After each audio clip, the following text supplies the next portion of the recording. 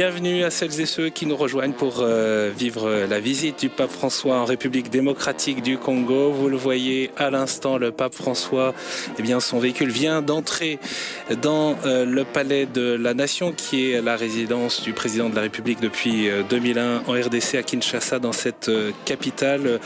L'avion du pape François atterrit tout à l'heure en début d'après-midi, en milieu d'après-midi à l'aéroport. Il a été accueilli par le Premier ministre, et tout au long de ces 25 km qui séparent l'aéroport du palais présidentiel, le pape a été salué par des foules enthousiastes. Des centaines de milliers de personnes étaient sur les bords des routes dans une très grande joie, avec la présence aussi des enfants, des écoles qui étaient présents. Et peut-être que l'on peut dire, mais les habitants de Kinshasa le savent bien, que c'est un événement rare. Il faut remonter peut-être à la visite précédente d'un pape ici en République démocratique du Congo, lors de l'avenue de Saint-Jean-Paul II, pour voir autant de monde dans ces rues. Le pape François qui est accueilli par le président de la République démocratique du Congo, Félix Tshisekedi Tshilombo, que l'on surnomme Fachi, fils du vétéran de l'opposition Étienne Tshisekedi. Le leader de l'Union pour la démocratie et le progrès social, l'UNDPS, a été proclamé président de la République après les élections de 2018. On va donc entendre au cours de cette cérémonie de bienvenue les hymnes nationaux, à commencer par la marche pontificale.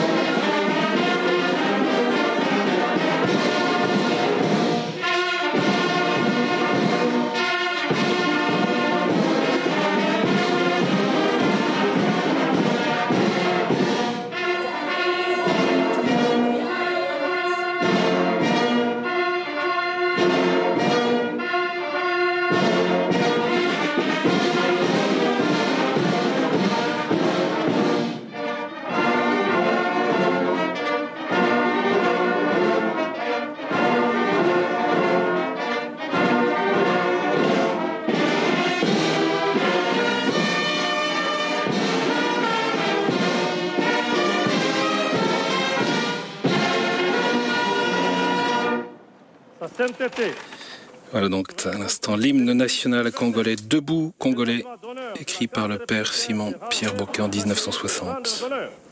À l'occasion de votre voyage apostolique en République démocratique du Congo, je vous invite à prendre place pour la présentation des délégations. Le commandant détachement d'honneur, le colonel diplômé de stratégie de défense, Serge Monga. Amazon.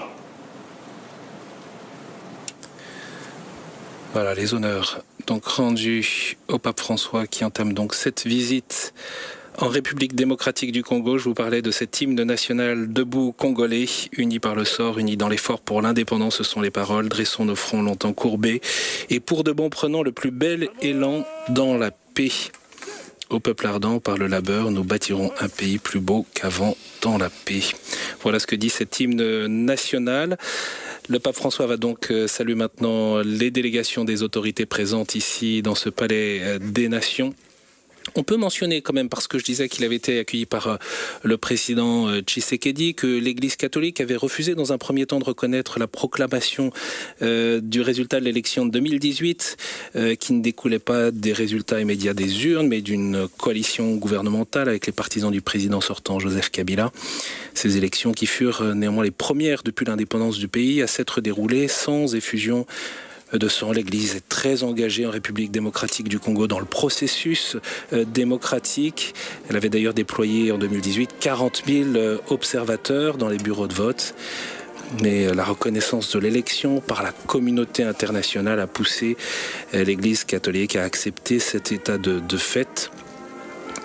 La question du respect du processus démocratique, évidemment, est un enjeu pour les prochaines élections présidentielles annoncées le 20 décembre prochain, en 2023, cette année. Donc c'est évidemment un enjeu pour le pays. En 2019, le président Tshisekedi était venu assister au consistoire pour la création comme cardinal de l'archevêque de Kinshasa, Monseigneur Ambongo Bezungu. Et en janvier 2020, le pape François avait reçu en audience au Vatican le nouveau président de la République démocratique du Congo à la veille de la pandémie de Covid.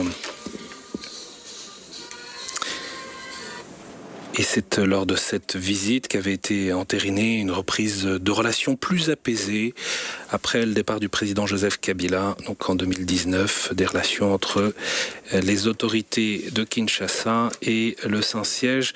L'entretien avec le président Tshisekedi et le pape François avait débouché sur l'application de l'accord cadre signé en 2016 par les deux États pour définir le statut juridique de l'Église catholique en RDC. Un accord qui acte la liberté de l'Église dans son activité apostolique et les domaines qui lui sont confiés, notamment l'éducation, la santé, dans le domaine de la pastorale et de la charité. Il faut dire qu'il y a un immense défi dans le domaine de l'éducation en RDC. L'Église catholique tient plus de 18 600 écoles et lieux éducatifs jusqu'à l'université. Elle a également créé 2800 centres caritatifs et centres sociaux. Dans ce pays qui compte plus de 100 millions d'habitants, 73% de la population vit sous le seuil de pauvreté avec moins de $2 par jour. En RDC, pourtant, ce pays est pourvu d'immenses richesses qui sont accaparées par des groupes, des puissances étrangères, des multinationales avec des appuis locaux et des complicités au Congo qui en tirent bénéfice. Ces paroles du pape François sont évidemment attendues à ce sujet.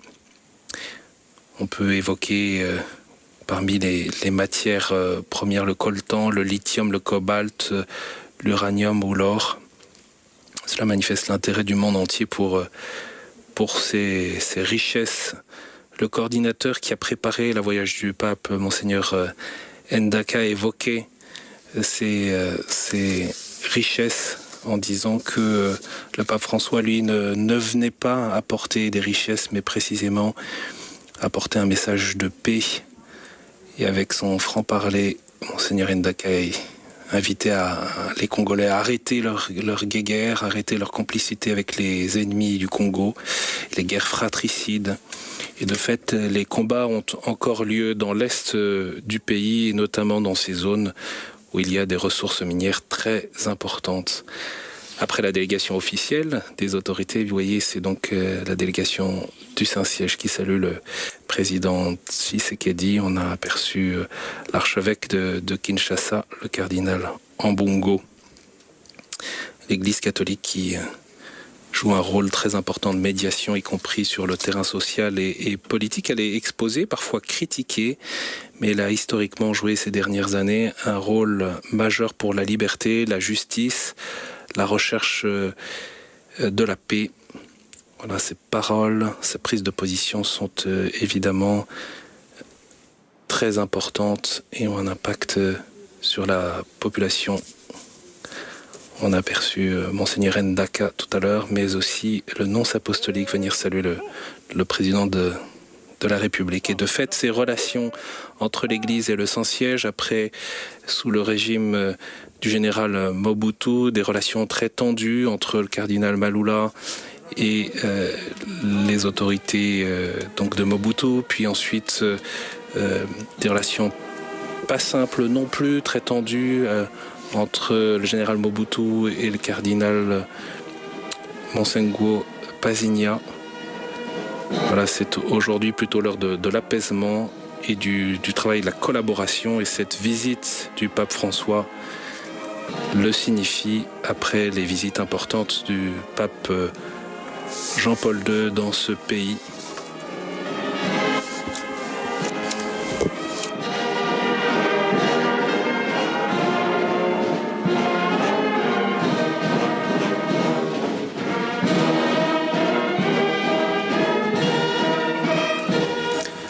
Des visites du pape Jean-Paul II qui date de 1980 et 1985. Autrement dit, le contexte dans le pays est aujourd'hui tout autre. Il y a eu notamment cette grande guerre, rébellion qui a porté le président Laurent Désiré Kabila au pouvoir en 1997. Et depuis... des conflits qui demeurent dans la partie est du pays. Le pape François d'ailleurs rencontrera demain à l'Annonciature apostolique des personnes victimes de ces conflits, notamment dans les provinces du nord et du sud Kivu, mais il ne faut pas oublier non plus les conflits ethniques qui s'étaient multipliés dans l'Ituri ou le Katanga.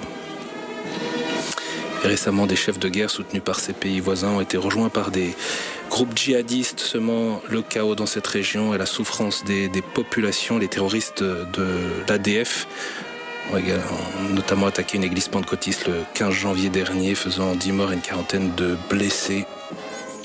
Et on peut citer évidemment aussi les reprises des actions de la guérilla par le M23. Et voilà, depuis ce palais de la Nation, eh bien, nous apercevons ce fleuve Congo avec de l'autre côté Brazzaville, la capitale de l'autre Congo, si je puis dire. Et c'est ici, dans ce palais de la Nation, que le pape François va rencontrer le président Tshisekedi pendant une rencontre qui est prévue d'une trentaine de minutes en privé. Il y aura ensuite une rencontre avec la famille du président, un échange de cadeaux, et nous retrouverons l'ensemble des invités qui sont présents, les représentants des différents partis politiques, parce que le pape est là aussi pour s'adresser à l'ensemble de la nation, quelles que soient les couches de la population, mais aussi quelles que soient les sensibilités politiques. Et c'est un fait assez inédit que pour cette rencontre, ce premier discours du pape François, l'ensemble des sensibilités politiques, en tout cas les différentes sensibilités, les responsables, pour être plus précis, des différentes sensibilités politiques seront présents les uns à côté des autres pour pouvoir écouter le premier discours du pape François aux côtés des autorités religieuses, des représentants de la société civile. 1 millier de personnes s'installent donc dans ce jardin du palais présidentiel que nous retrouverons dans un instant. Au programme, il est annoncé 17h30, peut-être que ce sera un peu en avant, donc n'hésitez pas à rester avec nous pour suivre ce voyage du pape François en République démocratique du Congo. Ce palais présidentiel, vous le voyez, eh bien, tout a été organisé pour cette visite officielle du pape François, mais on n'oublie pas cet accueil très joyeux qui a été fait par les centaines de milliers d'habitants de Kinshasa, ville de 15 millions d'habitants, qui étaient là sur les bords des routes pour saluer le pape François. Je vous invite à retrouver notre programmation spéciale, également les horaires de cette visite sur notre site ktotv.com, et puis restez avec nous. On se retrouve pour le premier discours du pape François, donc en RDC, précédé du discours du président de la République Tshisekedi. Dans un instant sur KTO, ce sera donc annoncé 17h30, mais peut-être un peu auparavant, tout à l'heure.